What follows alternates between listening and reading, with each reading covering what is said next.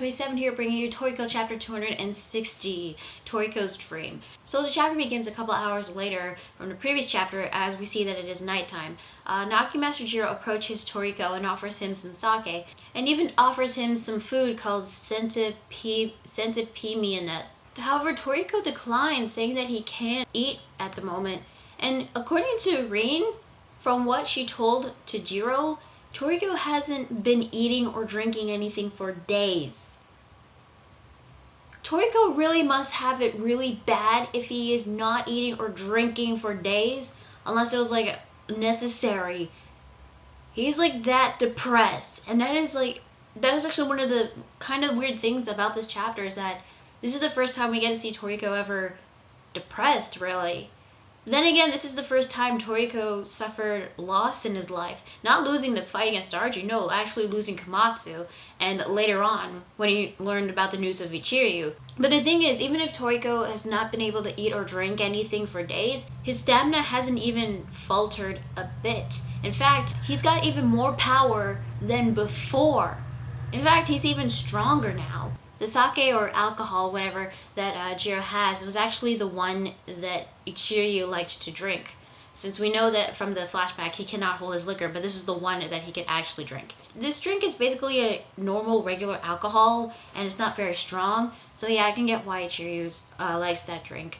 It's called Maburo Sake, by the way, which was a pun on Maboroshi, meaning illusion. More confirmation right here. Ichiryuu is definitely dead. Got killed by that blue nitro. Totally came out of nowhere. It definitely confirms that Ichiryuu is dead for real.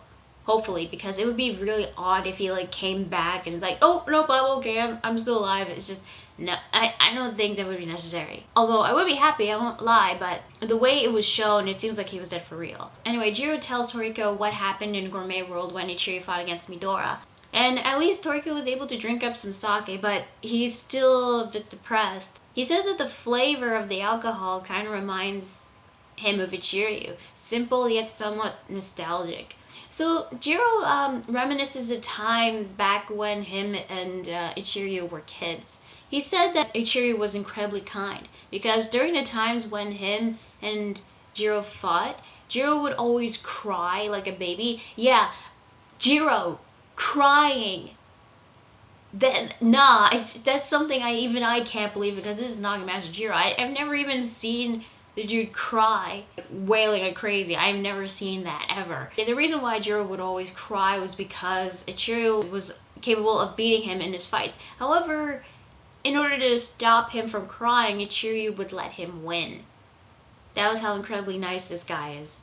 Then again, I think that his kindness was kind of his downfall now that he's dead. But then again, it was the blue nitro that killed him, so yeah. However, when it came to Toriko, Ichiryuu never let him win once. And it was probably because Ichiryuu thought that someday he would lose to Toriko, because Toriko has great potential in him. Even Ichiryuu was able to sense that. However, this doesn't really, perk up Toriko's spirits, because he says that he was weak because he couldn't protect Komatsu. Okay. I'm sorry. Toriko calling himself weak. We've seen him fight, and you know what? I don't think he's weak. I say Toriko's really doubting himself. Okay, yeah, he did lose. And he did lose to Komatsu. I can understand why he's depressed, but calling himself weak, from what we've seen in his fight, and now he's even stronger than before, now that he's regained consciousness.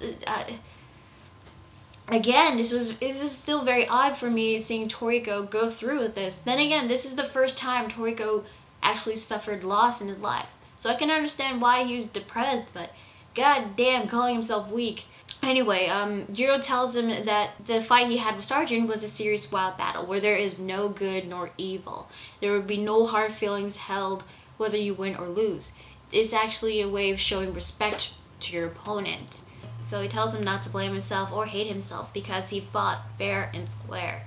That he should pay respect to himself, as well as to have some pride, because no matter how much he attacks himself, it wouldn't change what happened.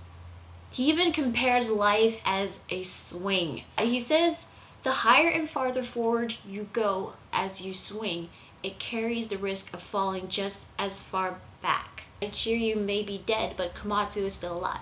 And he tells him, your life's swing that's fallen all the way back can only make a big lunge forward now. Then all you need to do is jump off and flap your wings to the infinite dazzling future stretching out in front of you. I've actually never heard of anybody comparing life as a playground swing. It's actually some wise words, I'm not gonna lie, from Jirou. However, with Toriko, it doesn't seem like his spirits have been lifted. I don't know why, it's just his face looks the same, but it looks like he's in some sort of trance. Maybe he's in deep in thought. But then again, when you look at his eyes, they changed completely in color, so I don't know like what's going on with him.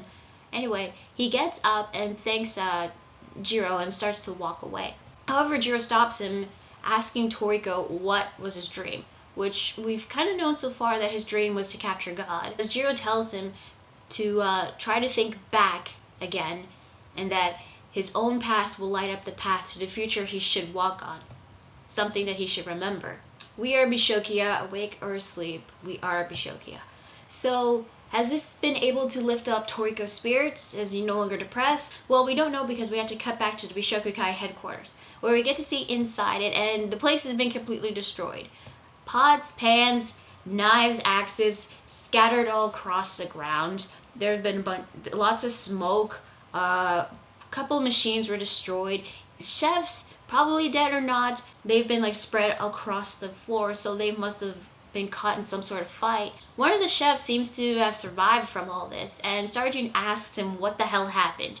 However, he didn't get to say anything because Starjuun instantly thought that it was Neo's responsibility. Now, considering that the Bishokukai members that were in the gourmet world have defected towards Neo, this might have happened during the Bishokukai invasion. Probably right after Starjuun, Tommy Rod, Grimpatch, and the others left from the headquarters, and that gave Neo the opportunity to strike. Because we know that the fight between Midori and Ichiryuu happened during the Bishokukai invasion in the Cooking Fest.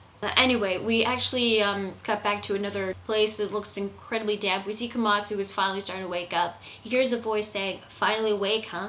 And that voice was from none other than Ootake. And Ootake says, "Welcome, Komatsu, to the soon-to-be defunct Bishokukai."